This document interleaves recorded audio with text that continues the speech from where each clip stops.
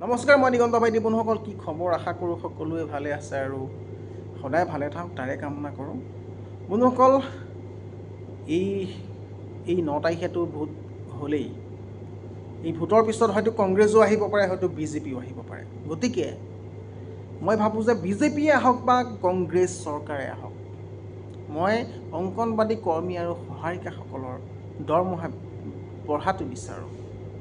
তেওঁলোকক বৰ্তমান 4,000 দি আছে, 4,000 আৰু ইফালে 8,000। এই 4,000 8,000 যে আপোনালোকে দি আছে, ইয়াতকৈ আৰু দুগুণ বঢ়াই দিয়ক। মই সেইটো বিচাৰিছোঁ।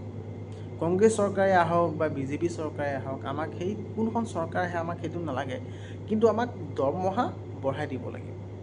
তাৰ লগতে আশা কৰ্মীসকলকো বঢ়াই দিব লাগিব।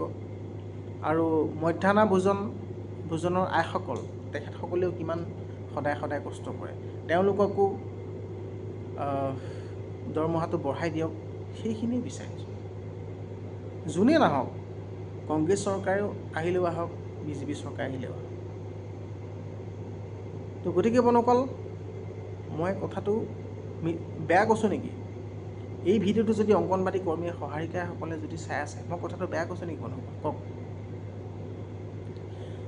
যদি আপোনালোকে ভিডিঅ'টো ভাল পাইছে, মোক এটা কমেণ্ট কৰি জনাওক যে মই মিছা কৈছোঁ নাই, সঁচা কৈছোঁ।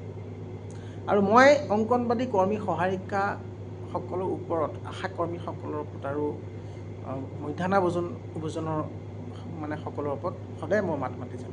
কাৰণ তেখেতসকলৰ দৰমহা কম কেতিয়াও নচলে, কেতিয়াও এখন ঘৰ নচলে। ঠিক আছে। তো বন্ধুসকল, আজিলৈ ইমানেই। যদি মোৰ ভিডিঅ'টো ভাল পালে লাইক কৰিব, কমেণ্ট কৰিব, ছাবস্ক্ৰাইব কৰিব আৰু এটা কমেণ্ট কৰি জনাব কেনেকুৱা লাগে দেই। নেক্সট ভিডিঅ'ত আকৌ লগ পাম। আজিলৈ ধন্যবাদ। জয় আই অসম। Bye bye.